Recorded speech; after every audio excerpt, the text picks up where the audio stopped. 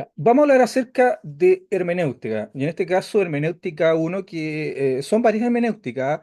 Esta es una hermenéutica de introducción. Hay una hermenéutica más avanzadas que están muy asociados con el uso de idiomas bíblicos, pero esta es la hermenéutica básica, que es para conocer los rudimentos de lo que es la interpretación bíblica, tiene que ver mucho con eso. Y vamos a ver qué es lo que dicen las definiciones, que creo que es importante. Hay un autor que se llama M.S. Terry, que él dice una definición muy simple de lo que es hermenéutica. Él dice que es la ciencia de la interpretación, o sea, interpretar la Biblia. Eh, También dice Lund y Luz que son libros muy antiguos, que yo leí hace muchos años atrás. Ellos dicen que es el arte de interpretar los textos, forma parte de la teología exegética, o sea, la que trata de la recta inteligencia e interpretación de las escrituras bíblicas. Y vamos a ver otra más que del hermano David Muñoz, un pastor acá, un libro que hizo aquí en Chile. Él dice que la hermenéutica es la ciencia o el arte de comprender un texto, ya sea este un documento, un libro, un gesto, un acontecimiento, captados todos sus sentidos, incluso aquellos que no advirtió el autor. Pero a mí hay una definición que me gusta bastante y la quiero compartir con ustedes, que es del pastor Max Gallardo, que él está en Estados Unidos, es una persona que se especializó en hermenéutica ya y trabaja actualmente ahí me parece que en una editorial o la parte doctrinal de la Asamblea de Dios, un pastor que se maneja bastante. Él dice lo siguiente en su libro de hermenéutica avanzada. La hermenéutica, del griego hermeneu, que es interpretar, eso significa literalmente, es la ciencia que trata de la interpretación de textos escritos, especialmente aquellos que necesitan una atención especial debido a la distancia o vacío que separa al lector del texto que está leyendo. Y quiero que destaquen estas palabras, distancia o vacío, porque quiero que conversemos esto, ya que lo vayamos trabajando. La Biblia eh, no fue escrita en Reina Valera 60, ni en español obviamente. Yo me encuentro de repente con algunos hermanos que piensan que la Biblia fue escrita en español. Y vosotros estuvisteis y andasteis en otros tiempos. Y no solamente fue escrita en español, sino en Reina Valera 60. A mí personalmente me gusta la Reina Valera 60. Creo que nosotros en Latinoamérica, especialmente las personas que tenemos sobre los 40 años, nuestra vida devocional está hecha en Reina Valera 60. Yo medito la Biblia en esa versión. Y para mí tiene un sentido muy importante. O sea, yo cuando era un muchacho pertenecíamos a una agrupación que recitábamos la palabra y nos sabíamos casi todos los salmos de memoria. Ahora lamentablemente ya no los recuerdo todos, pero todavía los voy recitando a la medida que puedo y me voy a acordar. Entonces, la Biblia no fue escrita en español, sino que la Biblia fue escrita en tres idiomas diferentes: hebreo, arameo y griego. Tres idiomas totalmente diferentes a los que nosotros hablamos, que tienen sus propias formas gramaticales.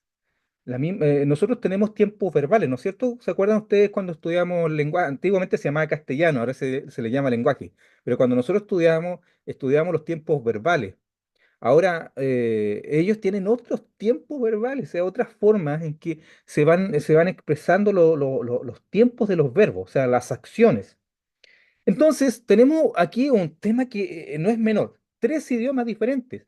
De esos tres, mis hermanos, el arameo todavía se sigue hablando, pero no de la misma manera como se habla antes. El griego tampoco no es el mismo que hablaron en tiempo de Pablo. Es un griego diferente. El griego que hablaban ellos es un griego que se llama koiné, o griego común, que se diferencia del griego que era de los expertos, que era que se ocupaba en la literatura, en la filosofía. Era el griego del pueblo, el griego común. Y también en el caso del hebreo, el hebreo que se habla ahora no es el mismo hebreo que se hablaba en ese tiempo. Entonces hay que tener esas consideraciones. El caso del idioma hebreo es un caso muy interesante porque esa era una lengua muerta. ¿Cuándo se le llama lengua muerta? Una lengua que ya no se habla. Pero fíjense que después del movimiento de restauración, o sea, primero el movimiento sionista a principios del siglo XX, ¿ya?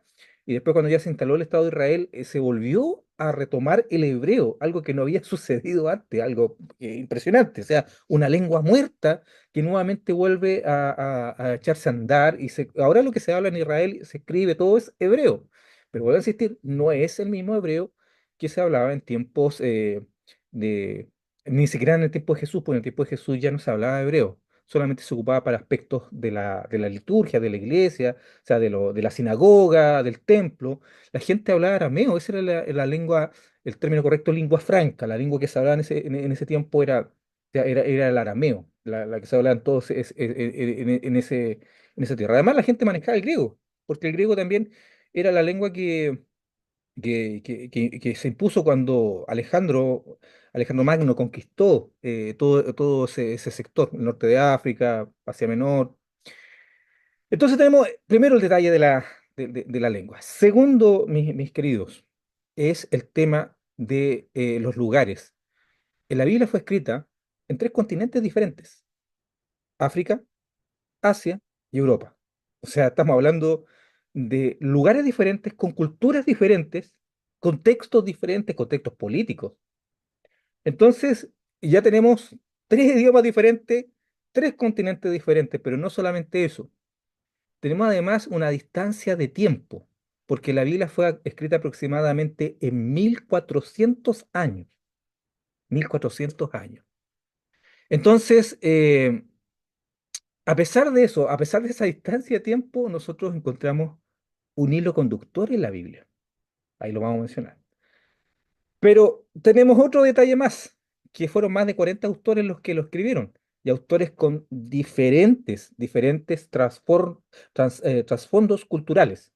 Tenemos entre esos médicos, tenemos artesanos, tenemos pastores de ovejas, tenemos pescadores, tenemos reyes, tenemos profetas. Tenemos diferentes tipos de personas que escribieron. Fíjense el único caso de un judío, o sea, que no era judío y escribió un libro de la Biblia, el caso de Lucas, que era griego, ¿no es cierto? Pero además todo de origen, podríamos llamar judío, por decirlo de esa manera. El caso de Moisés era judío obviamente, dentro de su linaje, pero tampoco nació en Israel. Acuérdense que ese tiempo ellos estaban viviendo en el norte de África, ya en Egipto. Y a pesar de todas esas diferencias que nosotros encontramos ahí, notamos que hay un hilo conductor. La Biblia cuenta la historia de la salvación. Desde el principio hasta el final, vemos a Dios preocupado de la humanidad. Y eso es lo relevante en esto, mis hermanos, que a pesar de todas las diferencias que yo le he dicho, tanto en idioma, en cultura, en distancia, en tiempo, en autores, a pesar de todo eso, la Biblia tiene un hilo conductor. Es el proyecto de Dios con el ser humano. Nosotros vemos el amor de Dios desde el principio hasta el final. Entonces, la hermenéutica trata de explicar lo que es la interpretación, porque nosotros tenemos que entender que la Biblia fue escrita en contextos. Vamos a hablar acerca quizá de algunos conceptos que se ven en Teología 1, que tiene que ver con la iluminación, tiene que ver con la revelación, con la inspiración y la iluminación. Pero finalmente la Biblia, yo soy, y muchos creemos que la Biblia no es un dictado mecánico, o sea, en el sentido que Dios no colocó como un autómata para que escribiera las palabras, sino que inspiró al ser humano y no anuló su forma de entender los tiempos. En el caso de Pablo, es tan interesante, por ejemplo, que Pablo tiene un estilo de escritura diferente al que tiene Lucas. Lucas tiene un escrito muy refinado en ciertos aspectos, que se parece mucho a lo que es el griego ya más clásico, con ciertas terminologías. Juan escribe también diferente, entonces no todos escriben de la misma manera. Nosotros vemos ahí que Dios no anuló la personalidad del que escribió, que se le llama geógrafo, ese es el nombre técnico. El geógrafo fue el que escribió el libro. Entonces, todos esos detalles nosotros los vamos a ir viendo y cómo llegamos. Vamos. Si tienen alguna pregunta, recuerden que vamos haciéndola. Entonces, hay una distancia, ¿ya? O vacío que separa al lector de lo que está leyendo. Y eso es lo que nosotros tratamos de llegar. Por ejemplo, aquí está el intérprete, que somos nosotros tratando de interpretar la escritura, y acá está el texto bíblico. Y tenemos nosotros un vacío Un vacío en el sentido de que hay datos históricos que no siempre conocemos. También hay aspectos culturales que nosotros desconocemos de por qué sucedían ciertas cosas. También hay aspectos ecológicos y varias cosas más que para nosotros no son menores. También hay temas que relacionados directamente con lo que es la escritura, con lo que es el lenguaje ocupado, por los temas idiomáticos. Nosotros no hablamos griego y no hablamos menos griego koiné. No conocemos arameo. Ahora se pueden estudiar en este tiempo, sí, y se puede hasta cierto punto lograr una interpretación. Entonces, ¿por qué es importante la hermenéutica? ¿Para qué nos sirve a nosotros? Porque la hermenéutica nos permite una interpretación correcta del texto bíblico. Considerando los errores que suelen darte en ciertos contextos, especialmente pentecostales, voy a aquí arriesgarme dentro del contexto pentecostal, pero no solamente dentro del contexto pentecostal, sino también en otras tradiciones también se dan ciertos errores, donde el estudio formal de la escritura es rechazado. Estamos de acuerdo, o sea, yo vengo de ese mundo, por eso les digo, dentro de ciertos grupos pentecostales no quieren estudiar la Biblia porque consideran que no es algo que es productivo, lo cual no tiene ningún sustento bíblico, mis hermanos. La Biblia nos dice que nosotros debemos conocer la palabra, conocerla bien para hacer defensa también de lo que hemos recibido y también nos pide ser lleno del Espíritu. O sea, no hay una contradicción en ser lleno del Espíritu, también lleno de la palabra. O sea, nosotros eso tenemos que tenerlo claro. Entonces, urge reconocer la correcta interpretación bíblica, pues la interpretación subjetiva y manipulación de ciertos pasajes suele ser un recurso normal en algunas comunidades. O sea, toman la escritura, la acomodan para finalmente que diga lo que ellos quieren decir. Y aquí viene un término, y este término lo vamos a trabajar, que es la eisegesis. La eisegesis, el alegorismo, que vamos igual a explicarlo, la falta de contextos, los errores interpretativos, cada mala aplicación de la palabra termina pervirtiendo su real significado. O sea, la palabra tiene un significado, pero a veces voluntaria o involuntariamente las personas hacen una mala exégesis producto de no conocer contexto. O sea, interpretan mal ciertas cosas que no significan lo que ellos piensan. Y el problema es que muchas veces le echan la culpa al Espíritu Santo, como si el Espíritu Santo lo hubiera llevado a hacer una mala interpretación. Y eso no es así. Principio hermenéutico. La palabra tiene una sola interpretación, pero puede tener múltiples aplicaciones. Y eso es interesante, lo vamos a trabajar eso. La palabra, una sola interpretación, pero puede tener múltiples aplicaciones, varias aplicaciones. Además, una interpretación incorrecta de las escrituras puede dar lugar a herejías y errores doctrinales. Y fíjense que dentro de los evangélicos somos re buenos para eso. Las herejías de los últimos siglos han salido dentro del contexto del mundo evangélico. Por ejemplo, ¿qué herejía viene del mundo evangélico? Viene, por ejemplo, los testigos de Jehová. Los mormones salieron de los evangélicos. Los solo Jesús salieron de los evangélicos, movimiento unicitario. Y hay otras doctrinas más, por ejemplo, la doctrina de la prosperidad, que es una doctrina en su máxima expresión, una doctrina muy compleja, o sea, una doctrina que deforma el entendimiento de lo que es Dios y también de lo que significa la bendición. Es una doctrina complicadísima. Entonces, hay que tener cuidado porque los movimientos o los errores doctrinales han nacido principalmente dentro del mundo evangélico. La hermenéutica proporciona una base sólida para interpretar la Biblia de manera consistente y fiel a su intención original, evitando malentendidos que pueden desviar la enseñanza y la práctica cristiana. Ahora yo les voy a mostrar una definición que a mí me gusta harto, que es de Luis Alonso Schockel, que es esta. La vamos a trabajar, son dos diapositivas.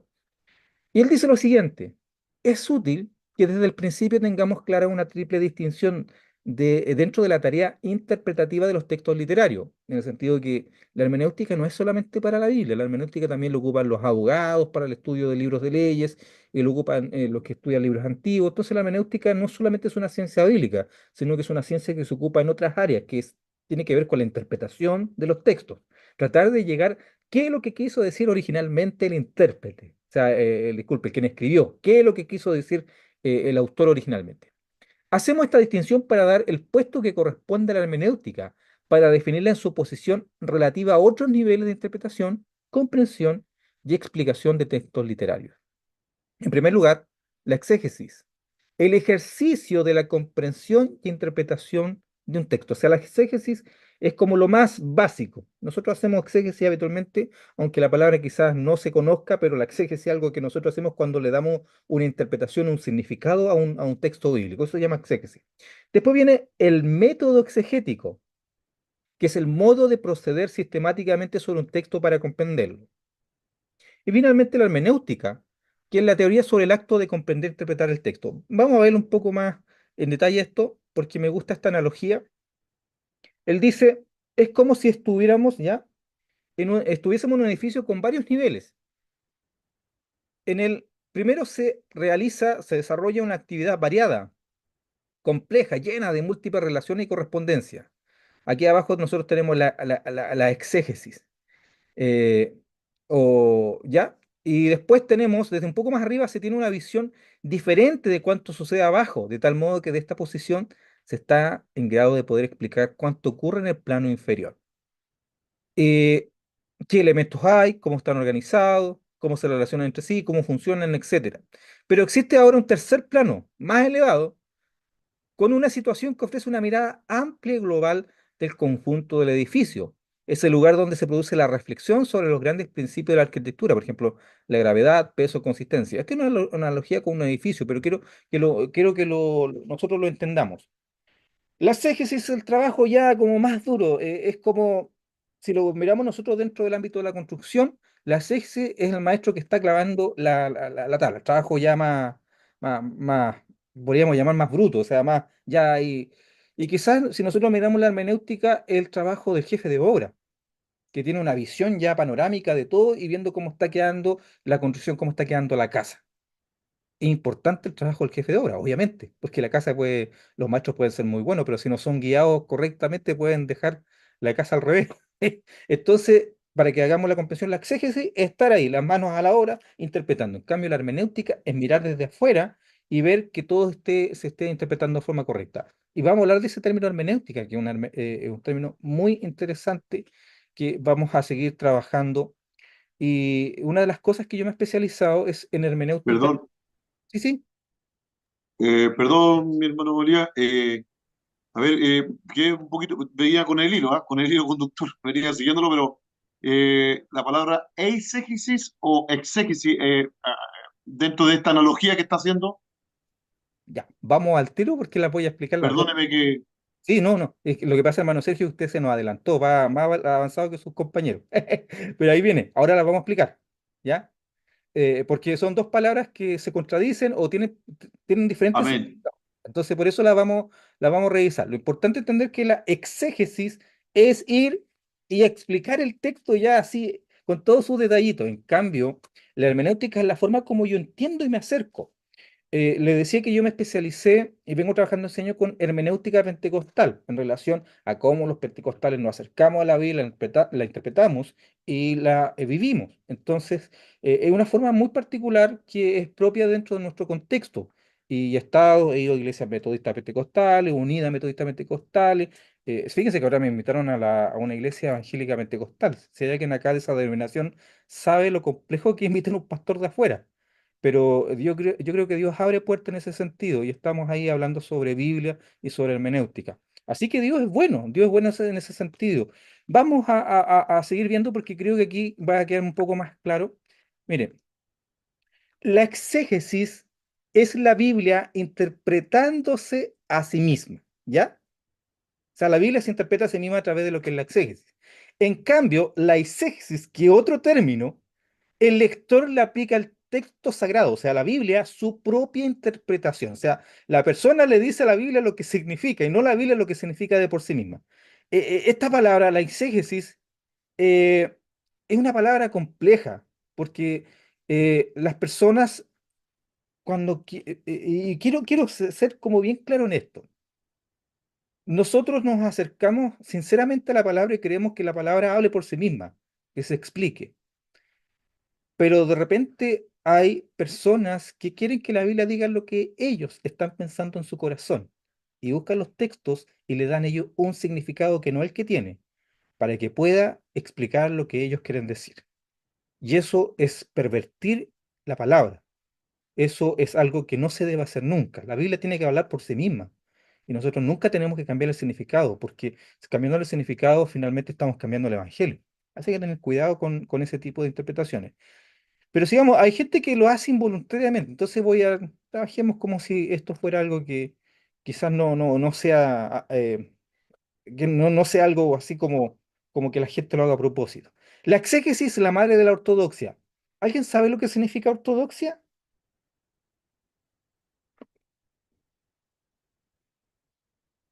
Miren, para que vayamos viendo. Una palabra que suena como rara, ortodoxia. Conservador. ¿Cómo? Ser conservador tiene un significado de conservador, ¿o no? Sí, o sea, los ortodoxos habitualmente son conservadores, pero aquí, bueno, Claro. esta palabra está en el nombre de su denominación, que varios de ustedes se la escuché decir, pertenezco a la iglesia y tenían una palabra, dos palabritas juntas, a ver si ¿Tiene literalmente que ver con el credo? ¿Con la ortodoxa? la ortodoxia literalmente significa sana doctrina, Ah, literalmente significa sana doctrina. Entonces, la sana doctrina, dentro del término teológico, es ortodoxia. Entonces, no, cuando se habla de una iglesia que es ortodoxa, algunos entienden que es la iglesia de Oriente, pero una iglesia ortodoxa en un sentido más amplio se refiere a una iglesia que está en una doctrina correcta.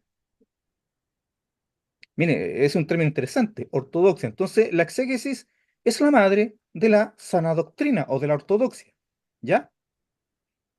Esto igual uno de los desglosa con las palabras griegas. ¿Ya? Ahí podemos buscar más el significado. Lamentablemente, cada una de las palabras, si la explicáramos, no terminaría. En cambio, la exégesis puede dar origen a muchas extravagancias doctrinales.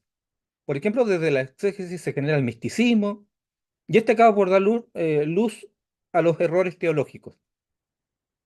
La exégesis tiene relación directa con pasajes mal entendidos y por lo tanto mal aplicados. Y en el peor de los casos, pueden nacer de una mala intencionalidad del predicador para lograr beneficios ya sea económicos o para manipular conciencias. Miren, yo conozco una historia, me la contó alguien de primera fuente, alguien que estuvo ahí. Hace años atrás, un obispo, muy amigo del señor Pinochet, muy amigo de él, para la votación del sí y el no. Para quienes son más antiguos se van a acordar, ¿no es cierto? El año fue el 88, si no me equivoco. ¿Ya? Hizo una predicación y tomó un pasaje que dice el sí y el amén. ¿Se acuerdan o no? Hay un pasaje que dice así. Y él les dijo a los hermanos, y la palabra dice que nosotros debemos votar por el sí y el amén, porque eso es de Dios. Manipulando el texto, manipulando conciencias para hacer que sus hermanos voten por una posición política. Eso se llama eisegesis. Y eso Dios no le gusta. No podemos nosotros utilizar la palabra para colocar nosotros fines políticos o cualquiera el que sea, cualquiera. Pero se fija la gravedad de una mala exégesis, que en este caso una exégesis es eso, una mala exégesis. Entonces, es para manipular conciencias o guiar conciencias según lo que el predicador quiere. La palabra tiene que hablar por sí misma. Vamos a ver un ejemplo, ¿ya? Veamos un ejemplo en relación a esta enseñanza. Ejemplo de un pasaje mal aplicado. Un cristiano no debe hacerse tatuajes. Y el texto utilizado es Levítico 19:28. ¿Y qué es lo que dice él? Y no haréis rasguños en vuestro cuerpo por un muerto, ni imprimiréis en vosotros señal alguna, yo Jehová. Aquí no quiero entrar al debate si un tatuaje es bueno o es malo. Les digo que yo personalmente no lo he hecho ni lo haría. A mí no me gustan. Pero cuando nosotros aplicamos la palabra tenemos que ser claros al respecto en relación a cómo la interpretamos o cómo hacemos hermenéutica. Eh, ¿Ese pasaje es un pasaje válido para prohibir los tatuajes? ¿Qué creen ustedes? ¿Será válido o no? Levítico 19:28. Si tienen su Biblia, abrámosla en Levítico 19. ¿Ya?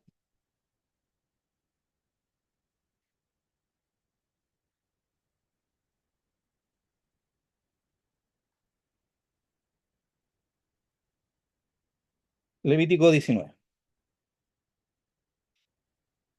El 19:28. ¿Ya?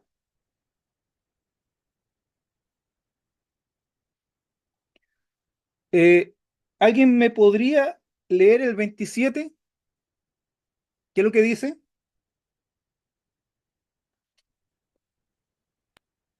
Dice, no haréis tonsura en vuestras cabezas, ni talleréis la punta de vuestra barba. Ya. Se lo voy a leer yo en la NTV, que pudiera ser que estuviera un poco el lenguaje más actualizado, ¿ya? Para que vayamos entendiendo. No te recortes el pelo de las sienes ni de la barba. O sea, el que se corta el pelo estaría cayendo en el mismo pecado, o en este caso está prohibiendo que las personas no se deben cortar, los hombres no se deben cortar ni el pelo ni la barba. Eso es lo que está diciendo el versículo anterior. Si nosotros queremos, y eso es lo que quiero porque vamos a ver contexto, si nosotros queremos ocupar este texto para prohibir los tatuajes, tenemos que ocupar todo el capítulo y obedecerlo todo. ¿Se fijan o no? Si nosotros queremos usar esto como doctrina, tenemos que tomar todo el capítulo. Nosotros no podemos tomar algunos versículos para sustentar una doctrina. Ahora, no significa, no estoy diciendo que la Biblia no diga que no haya que tatuarse, porque hay algunos que ocupan que nuestro cuerpo es el templo del Espíritu Santo, que me parece un texto más acertado en relación a eso.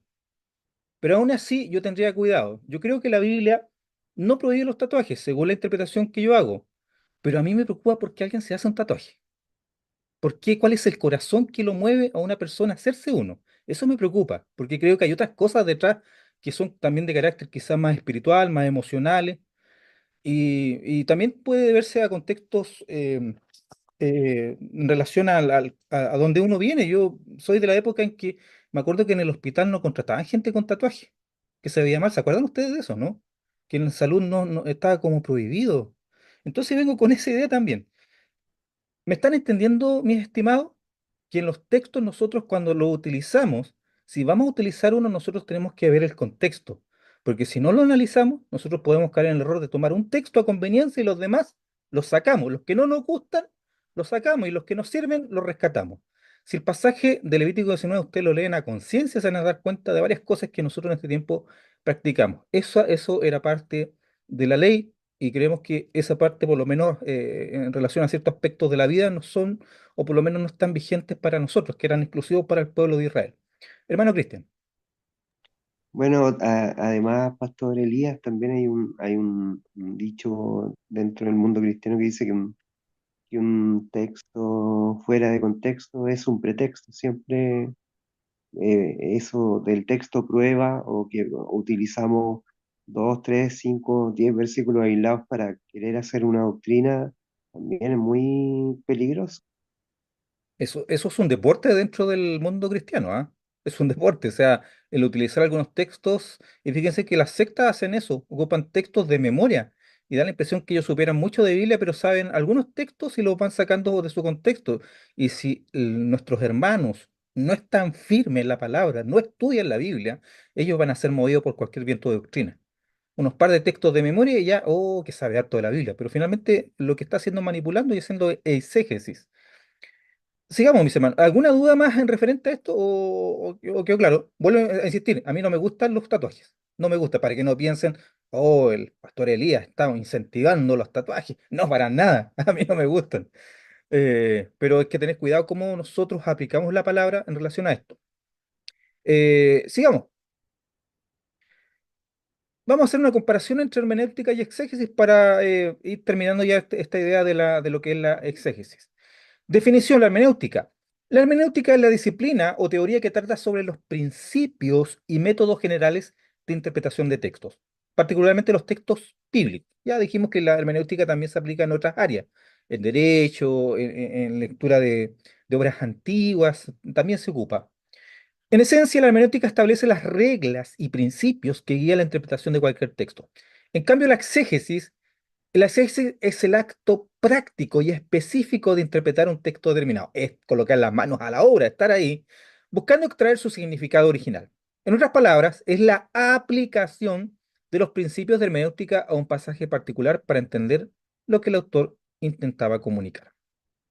La función de la hermenéutica sirve como una guía que define cómo debemos interpretar la Biblia en su contexto original, considerando aspectos como el lenguaje, el contexto histórico-cultural, el género literario.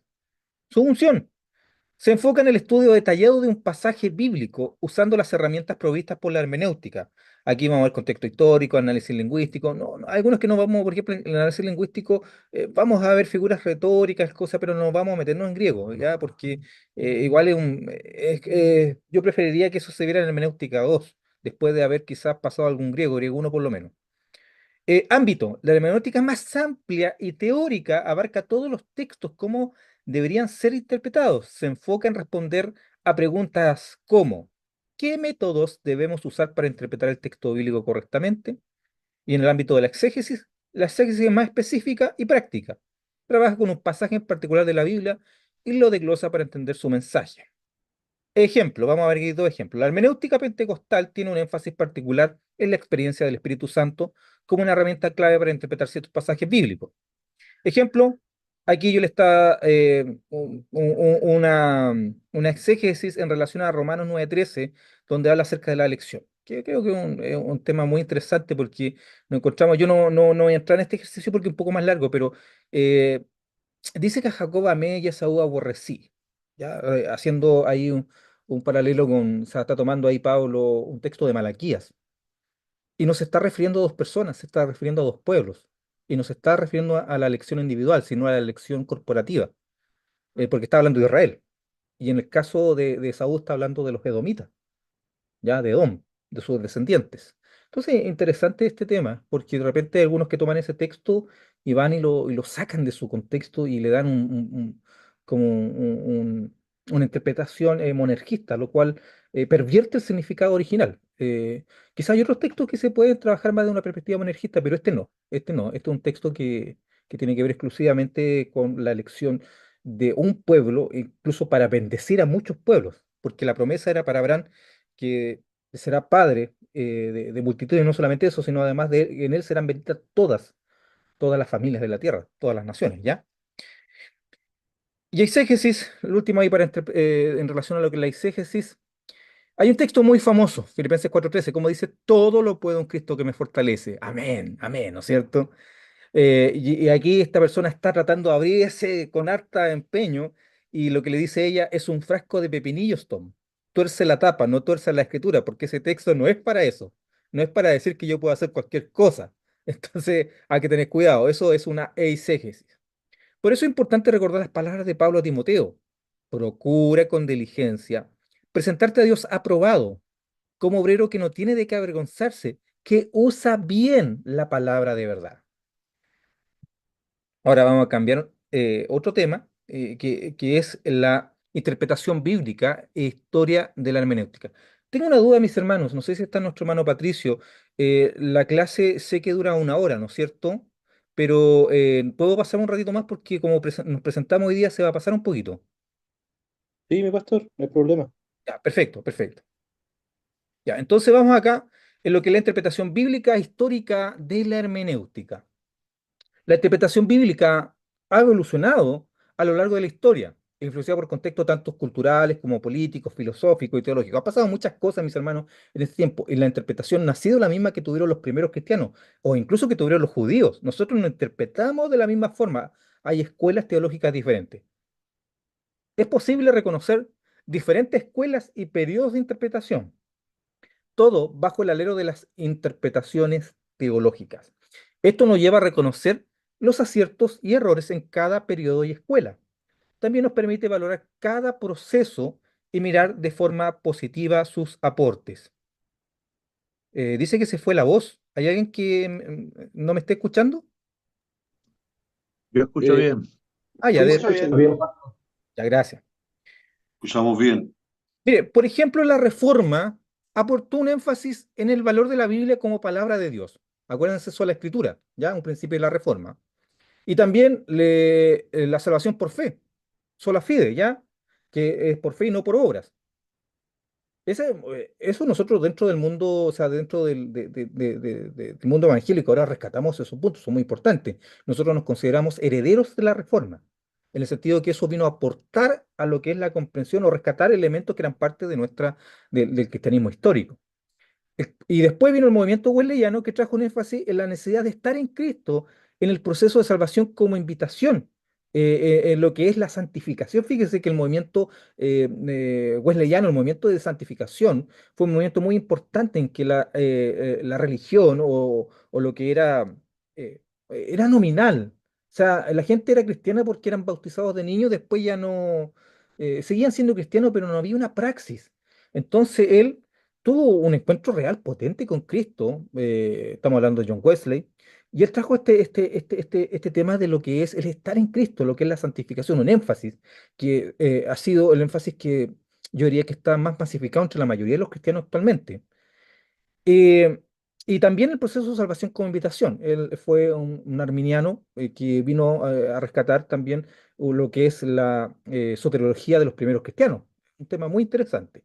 Después el movimiento pentecostal aportó en la dimensión carismática sobre la importancia y la vigencia de los dones. Entonces, cada proceso histórico, cada tradición ha aportado dentro del cristianismo para la formación de una hermenéutica, una forma de interpretar.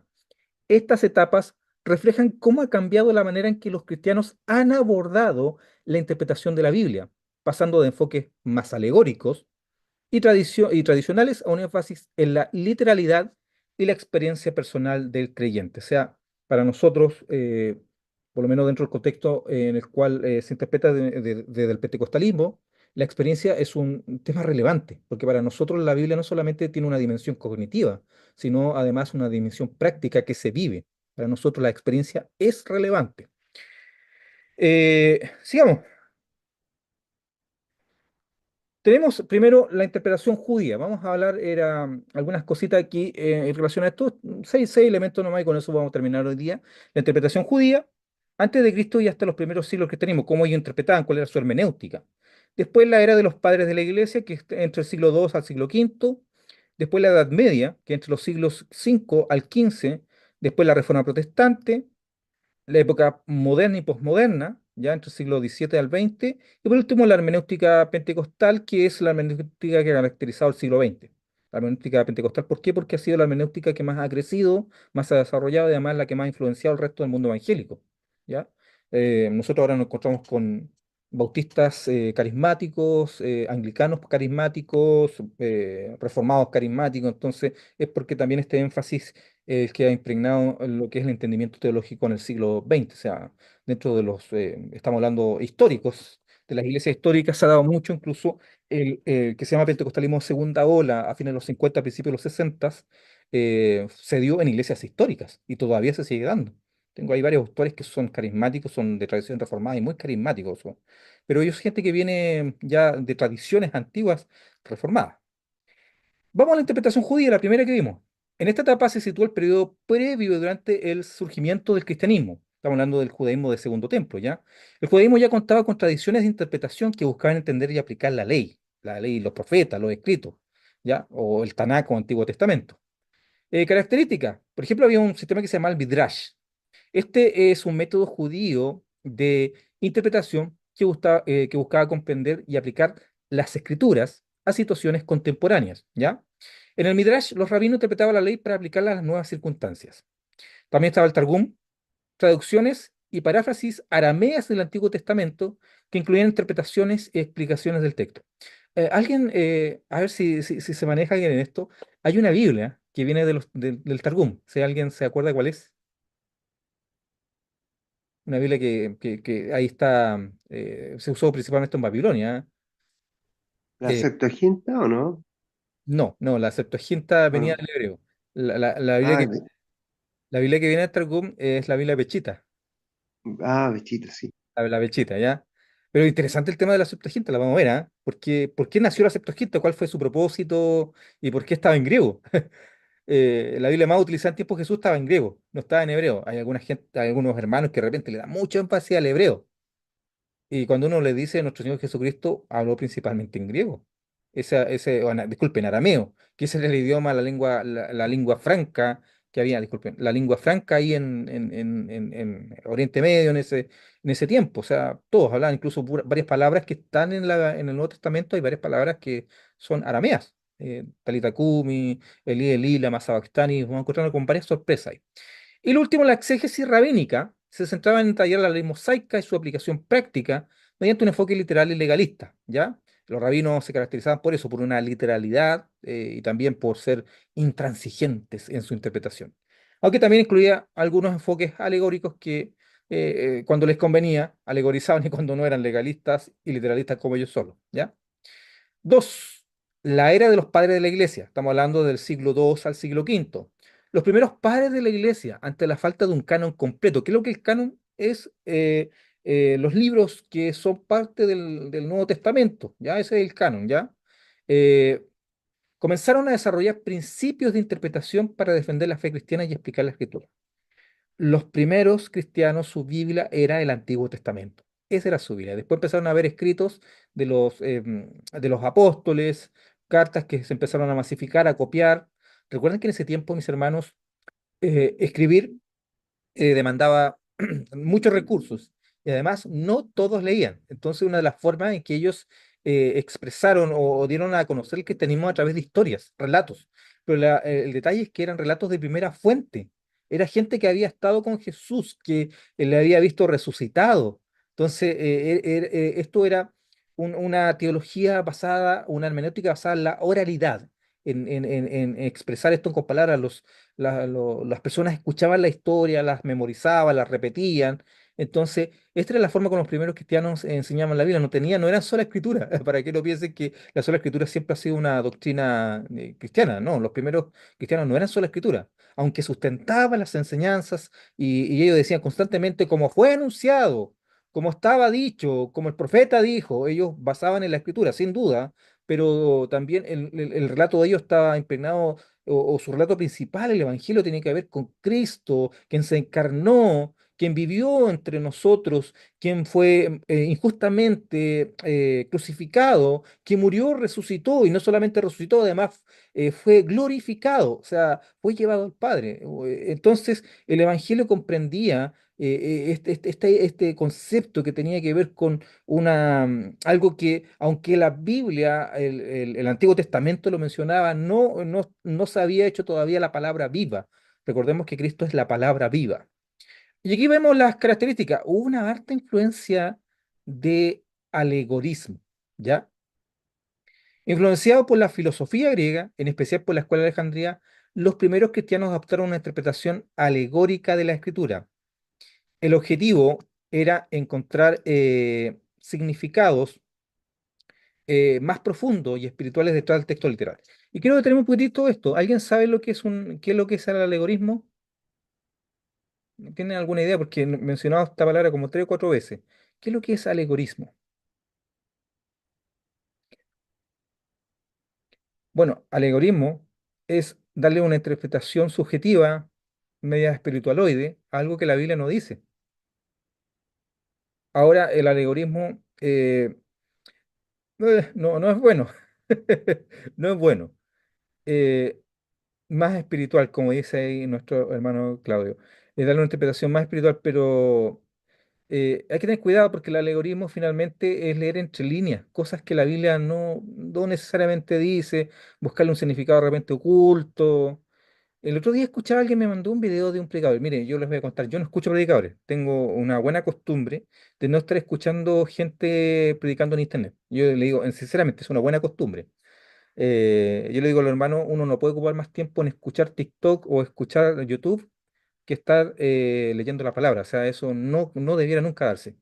Y yo tomé una decisión en el año 2012 de no escuchar más predicadores por internet. Y a veces me preguntan y no tengo idea de qué me están preguntando, no, nunca lo he escuchado. Pero alguien me mandó un video de un pastor argentino y empieza a darle como unos significados a la palabra y sonaba piadoso, hacía unas asociaciones. Y lo primero que le dije a la persona que me envió el video, que es un video cortito, como de 5 minutos, él hace muchos alegorismos. Él está dando un significado, una revelación nueva que nadie había encontrado, parece antes, pero él encontró esa revelación. Hay que tener cuidado con eso, porque la palabra, hay que tener cuidado con las personas que andan con esta idea de que ellos tienen una revelación que nadie más tiene, porque recordemos que la palabra tiene una sola interpretación, una sola, y tiene múltiples, en este caso, aplicaciones. O sea, no podemos nosotros estarle buscando quizás significados extraños, ocultos. Entonces el algoritmo era algo que se daba dentro de los primeros cristianos, no todo, ¿ah? La escuela de Alejandría, eh, fundada Orígenes, bueno, aquí está, disculpe, el alegorismo. El objetivo era encontrar un significado más profundos y espirituales detrás del texto literal. Escuela de Alejandría. Mire, mire, aquí voy con un pequeño ejemplo de interpretación alegórica. El cantar de los cantares. ¿Qué representa cuando uno lo lee? ¿El amor entre Cristo y la iglesia? O es un poema literal sobre el amor de una mujer con un hombre? ¿Sobre la tsunamita y el rey? Qué piensan ustedes? ¿Tiene un sentido espiritual? Mm, Que pareciera que me he encontrado con estas personas que piensan que se refiere a la iglesia. Y me acuerdo que habían hermanas había que recitar, mi amados blanco rubio, separado entre 10.000. Me acuerdo de eso que recitaban ahí, Cantar de los Cantares. Pero el Cantar de los Cantares es una historia de amor y de repente con escenas muy explícitas de sexualidad. Así que es interesante me parece ese tema, pero yo creo que igual se podría buscar algún tipo de paralelismo y eso yo creo que es válido, ¿no? Un paralelismo en el sentido de que sí, Cristo es el novio, la iglesia es la novia. Creo que en ese sentido sí podría ser, pero darle una interpretación directa es un poco complejo, un poco complejo. Eh, Sigamos. Mire que vamos entusiasmados y vamos, parece que bien con la hora. Tenemos la Escuela de Alejandría, que está fundada por Orígenes, y ellos promovían una interpretación alegórica. Orígenes enseñaba que las escrituras tienen tres niveles de significado, uno literal, otro moral y otro espiritual. O sea, ya tiene otros significados que van más allá de lo que dice la letra. Ahí ya estamos con algunos detalles. Eh, o la Escuela de Antioquía. En contraste con Alejandría, esta escuela, representada por figuras como Juan Crisóstomo, prefirió una interpretación más literal y menos especulativa. Eh, la escuela de Alejandría, eh, fíjense que Alejandría era una ciudad que estaba en el norte de África, estaba ahí en el delta del Nilo. Era una ciudad gigante. Es más, en tiempo de Jesús, en Alejandría había más judíos que en Israel, a ese nivel. Y ellos tenían un templo tan grande que rivalizaba con el templo de Herodes. Era una colonia gigante. Recordemos qué más había en Alejandría. Estaba la biblioteca, estaba el faro, era una ciudad muy importante, muy grande. Y también ahí fue una de las colonias más grandes de cristianos. Pero también era un centro filosófico, un centro donde había la gente leía mucho y le importaba mucho. Entonces, también en Alejandría nacieron alguna herejía. Y ahí se dio, por ejemplo, el caso de Orígenes, que él fue bastante alegórico. Y la escuela de Antioquía, recordemos que ahí eso estaba en Asia Menor, ¿ya? Era una escuela más literal, ¿ya? Hubieron varios cristianos igual que salieron de ahí. Sigamos, mis hermanos. Ahora, la Edad Media. Durante la Edad Media, la interpretación bíblica estuvo fuertemente influenciada por la teología escolástica, el desarrollo del catolicismo y la autoridad eclesiástica. Características: el cuádruple sentido de la escritura. La interpretación medieval se basaba en la idea de que cada pasaje de la escritura tenía cuatro sentidos: uno literal, que es lo que el texto dice en su sentido directo; otro alegórico, un significado más profundo que está relacionado, mis hermanos, con la fe y con las doctrinas cristianas; un significado moral, como el texto guía la conducta del creyente; y por último, un significado, un sentido anagógico, un significado que tiene sentido escatológico o relacionado con las cosas últimas. Ya a eso se refiere, un término medio extraño, pero se refiere finalmente con el sentido de las cosas que van a suceder al final de los tiempos. También otra característica es la autoridad eclesiástica. Durante este periodo, la interpretación de la Biblia estaba principalmente en manos del clero, o sea, eran los curas quienes tenían, y no todos, fíjense que habían curas que no leían, pero estaba, y el acceso estaba en las lenguas vernáculas. ¿Qué son lenguas vernáculas? Las lenguas del pueblo donde ellos estaban. O sea, acuérdense que la Biblia se leía y también se recitaba en latín. Es más, esto cambia recién en el Concilio Vaticano II. Estamos hablando de los años 40. ¿Ya? Antes de eso, 40, 50. Antes de eso, la misa se hacía en latín. Y el sacerdote mirando la Virgen o lo que ellos tuvieran ahí, esa era la forma. Yo tuve la oportunidad, mis hermanos, de estudiar en dos universidades católicas y para también entender cuál es la posición de ellos, porque finalmente uno critica mucho lo que no conoce. Entonces yo estudié teología y Biblia con los hermanos, también estudié en institutos evangélicos, pentecostales también, Y a mí me asombra un poco cómo ellos trabajan. Ellos trabajan con tres tipos de... ¿Cómo ellos interpretan? ¿Cómo ellos hacen doctrina? Ellos tienen tres fuentes. Primero es la Biblia, segundo el magisterio y tercero la tradición. Y a través de ellos tres, ellos forman su doctrina. Hay otro pastor igual aquí que se especializó también en teología católica que el pastor Cristian Vidal. También él tiene un magíster en esa área. Así que, pero es interesante cómo ellos han trabajado y de repente es bueno cuando uno tiene una crítica, por lo menos conocer qué es lo que piensan ellos. Yo, por lo menos lo que estudié me sirvió y rescato lo bueno, desecho lo malo, obviamente. Y hay cosas que nunca vamos a estar de acuerdo. Pero es interesante para por lo menos entender cómo ellos trabajan de esa manera. Ejemplo, aquí el relato de Éxodo, la salida de Egipto, se veía literalmente como la liberación del pueblo de Israel, pero alegóricamente representaba la liberación del alma humana del pecado. Hacían ahí ellos un alegorismo en relación a eso, que hay mucha gente que todavía se hace, ¿ah? Ahora viene la Reforma Protestante. La Reforma Protestante, encabezada por figuras como Martín Lutero y Juan Calvino, fue un movimiento que rompió con la autoridad de la Iglesia Católica y promovió un enfoque diferente de la interpretación bíblica. Aquí podemos hablar de algunas características, por ejemplo, la sola escritura. Los reformadores enfatizaron que la Biblia es la única fuente de autoridad en cuestiones de fe y práctica, rechazando la tradición como una fuente igual de autoridad, porque recordemos, la Iglesia Católica tenía la tradición, el magisterio, ¿ya? La tradición, el magisterio, la Biblia. En este caso, esto es lo que a nosotros nos ayudó, es que la Biblia tomó el lugar que le corresponde. Nosotros hablamos de regla de fe y conducta. O sea, la Biblia es la que nosotros no solamente nos guía doctrinalmente, sino también la forma de vida, ¿ya? También el sentido literal. Lutero y Calvino promovieron una interpretación más literal de la escritura, rechazando las interpretaciones alegóricas, especialmente las que eran muy exageradas. Para ello, el sentido claro y natural del texto debía ser el principal. O sea, lo primero que dice el texto, eso es lo que debiera primar, ¿ya? Acceso a la Biblia. También gracias a la imprenta. Fíjense que este tema, el que inventó o sea, la imprenta, se llamó Johannes Gutenberg, y el primer libro que imprimió fue la Biblia. O sea, el primer libro que se produjo masivamente ha sido la Biblia, ha sido el libro que más se ha distribuido en toda la historia de la humanidad. Entonces, gracias a la invención de la imprenta y la traducción de la lengua, de la Biblia a lenguas vernáculas, o sea, traducido al alemán, al inglés, al español, los laicos, o sea, nosotros, los que no éramos parte del clero religioso romano, se pudieron acceder, se pudieron leer e interpretar las escrituras por nosotros mismos, que fue un tremendo eh, aporte.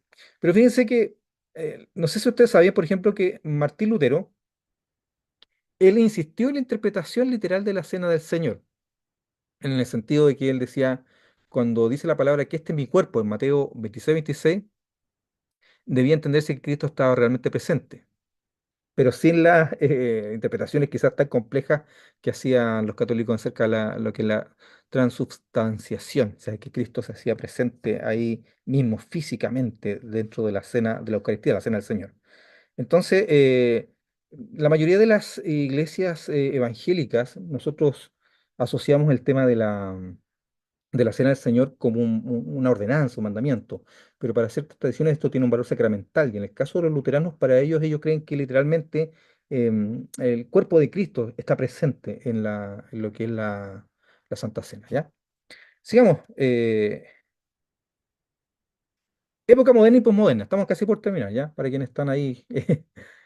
Desde la Ilustración hasta el siglo XX, surgieron nuevas corrientes de interpretación bíblica, influidas por el desarrollo de la ciencia, la historia crítica y diversas teologías. Característica, aquí vino algo que nació que en su momento fue bastante complicado, que es la crítica histórica.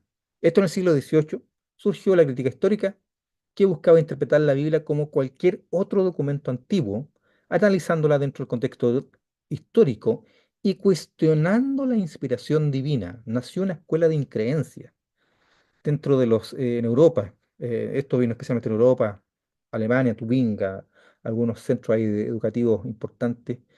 Ellos empezaron a cuestionar todo. Venían desde una época igual de la sospecha, en que se sospechaba de todo. Y eso entró dentro de lo que es la teología. Y se empezó a cuestionar, mis hermanos. Y yo conocí esta escuela. Por ejemplo, los católicos tienen esta escuela. Y para mí fue un tema porque yo soy conservador. Conservador en el sentido de que yo creo que la Biblia, el Antiguo Testamento el Pentateuco fue escrito por Moisés, yo lo creo. No tengo por qué no creerlo. Pero ellos dudan de eso. Incluso ellos hablan de una fuente eloísta, yavista, la tesis documentaria y otras cosas más que uno estudió con ellos. Pero, por ejemplo, me pasó algo bien extraño, ¿ah? Porque estaban hablando de Jonás y el profesor, uno de los profesores que tuvo Arturo Bravo, era experto en Jonás, era experto. Y para él, el libro Jonás era un libro que tenía una enseñanza moral, pero algo que no existió. Jonás nunca existió. No hay Nínive, no hay ningún registro de Jonás. Entonces, ahí conversando con los compañeros, como que se rieron en algún momento de que yo crea que el pez se tragó a Jonás, porque para ellos eso no es algo que haya sucedido. Yo le decía, yo no tengo problema que el pez se haya tragado a Jonás, porque yo creo en un Dios que puede hacer eso y mucho más. Y si la Biblia hubiera dicho que Jonás se tragó un pez gigante, también yo lo creo, mis hermanos. En ese sentido, yo no tengo problemas en que Dios, yo creo en un Dios que es sobrenatural, que obra en la naturaleza de diferentes maneras, y para Él no hay complicaciones en eso. Y a eso se refiere cuando se habla de que alguien es conservador dentro de su teología. Nosotros hablamos de conservador, alguien que cree en ese sentido en la literalidad de estos aspectos dentro de la Biblia. Ahora, este movimiento de la crítica histórica vino a deconstruir todo eso, a cuestionar todo, mis hermanos. Y les voy a comentar algo. Esta crítica histórica en Alemania, por ejemplo, hubieron teólogos brillantes, cabezones como ellos son, el cabezón en el sentido de que eran muy intelectualmente muy desarrollados, pero las generaciones que después vinieron no creyeron en nada. O sea, ellos dejaron la erudición muy alto, pero sus hijos terminaron siendo gente que no creyó. Y ahora las iglesias en Alemania están vacías. Las iglesias están siendo ocupadas como museo, como tabernas, como discoteca. Es más, yo he sabido que hay musulmanes que están comprando iglesias para hacer mezquita adentro. O sea, es así como se ha quizás eh, perfilado el cristianismo en Europa. La creencia es un tema muy potente. Y saben que en Estados Unidos está pasando algo similar. Hay muchas iglesias que ya faltan pastores que por ejemplo, en el concilio nuestro allá en Estados Unidos, en la parte inglesa, o sea, en inglés, faltan pastores, están siempre llamando pastores porque no hay pastores para algunas iglesias. En la parte español no, ahí hay estos pastores y todavía la comunidad latina está trabajando, pero en la parte inglés faltan ministros. Después venían los liberales y conservadores. El modernismo teológico promovió una visión más liberal de la interpretación bíblica, mientras que el fundamentalismo se opuso a estos movimientos reafirmando la inerrancia de la escritura. O sea, aquí hubo una pugna y nosotros estamos dentro de lo que es el fundamentalismo, si lo podemos llamar de esa manera. Quizás no extremo en mi caso, pero sí yo soy parte de este movimiento que estaba en contra de la interpretación bíblica que hacía la teología liberal. Después sale lo que se llama la neortodoxia. En el siglo XX, teólogos como Karl Barth promovieron una vuelta a la centralidad de la revelación de Dios en Cristo, pero reconociendo que la interpretación debía ser sensible al contexto contemporáneo. Ahora, ya, yo tengo un problema con Karl Barth. Karl Barth es un teólogo brillante, pero a mí me preocupa, mis queridos hermanos, que esto es una opinión personal, ¿ah? Personal, puede que usted no esté de acuerdo conmigo. Karl Barth vivió muchos años de su vida en un triángulo amoroso. En su casa tenía a su secretaria, que era su amante, su esposa y sus hijos. Y creo que eso es algo que una persona, a mí personalmente creo que eso daña la teología de una persona. No le pido que esté de acuerdo conmigo, pero creo que uno debe tener cuidado en esas cosas sin duda. Creo que Dios aborrece eso. Y algo que los hijos reconocieron una vez que murió Karl Barth, eh, 15 años, que estuvo de amante, tuvo a su secretaria de amante viviendo en la casa junto a su esposa y a sus hijos. Bueno, sigamos acá. Esa es una opinión personal, ¿ya? Puede que usted no esté de acuerdo con eso. La hermenéutica pentecostal. Este es el movimiento pentecostal, nacido a comienzos del siglo XX, desarrolló su propia hermenéutica, ¿ya? Centrada en la experiencia del Espíritu Santo. Característica, la iluminación del Espíritu Santo. Para los pentecostales, el Espíritu Santo juega un papel activo, no solo en la inspiración de las Escrituras, sino también en su interpretación. El creyente necesita la guía del Espíritu para comprender la Escritura en profundidad. Una lectura experiencial, se destaca la importancia de la experiencia directa y personal con Dios en la interpretación. especialmente en pasajes relacionados con el bautismo del Espíritu Santo, la sanidad divina y los dones espirituales. Y la inmediatez escatológica. Los pentecostales suelen interpretar la Biblia con un enfoque de la inminencia del regreso de Cristo, lo que se conoce como la parucía, lo que influye en su interpretación de los técnicos proféticos y apocalípticos. Nosotros decimos Cristo pronto viene, o sea, Cristo ya está ahí ya llegando. Ese ha sido nuestro mensaje y se sigue enfatizando ese punto, mis hermanos. Bueno, anduvimos rápido, ¿ah? Son hartos conceptos, igual también un poco porque ahí dedicamos unos 15, 20 minutos a la presentación. Preguntas.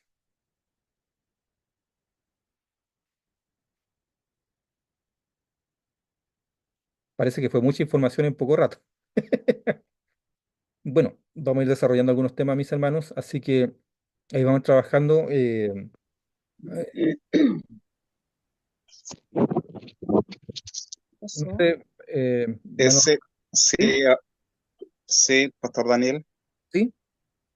sí, ese texto, ¿usted lo va a compartir igual con nosotros? Sí, Lo sí. que, el libro, ¿está el libro? ¿Qué libro usa para el texto? Miren, lo que sucede es que yo uso varios ¿Qué libros. autor? Yo uso varios libros y voy tomando textos de cada uno. Les voy a pasar algo, Ya, pero yo personalmente no paso libros completos en PDF. Yo tengo un ya. problema con eso, ya. Si yo creo que si uno no lo compra completo, no debiera uno estarlo copiando, pero ya, es una apreciación personal mía. Ahora hay unos libros que son gratuitos. Yo le voy a convidar uno que se llama, que es de Craig Keener, que parece que dice la Biblia en su contexto, pero es un libro que es para ver algunos pasajes y hay material que es gratuito que es bueno. Y yo esos materiales les voy a pasar, ¿ya? Y algunos capítulos de algunos libros. Pero voy a estar pasando y además este material viene bastante completo en el sentido de que es harto material para leer. Ahí lo vamos repasando, así que no hay ningún inconveniente en eso. Le sugiero lo siguiente. Si hablamos un grupo, hay un grupo de WhatsApp que ya se armó, ahí nuestro hermano Patricio tiene ya, en el mismo grupo nosotros podemos ir compartiendo o también puedo hacer un drive, de un Google Drive donde usted lo pueden bajar porque lo puedo ir ordenando todo. Entonces se pueden acceder a ese drive, tienen que tener una cuenta Gmail solamente y se puede ir descargando sin mayor problema. Creo que eso es más fácil porque uno centraliza toda la información ahí. Lo puede uno incluso clasificar. En cambio, cuando quedan en el WhatsApp, de repente los libros quedan atrás y lo otro que si yo borro, por ejemplo, mi WhatsApp, el libro, ustedes después ya no pueden acceder. En cambio, en el Drive queda ahí, ¿ya? Recomiendo eso. ¿Alguna pregunta más? Voy a colocar en pausa ya. Pues si hay una pregunta más que sea de carácter ya.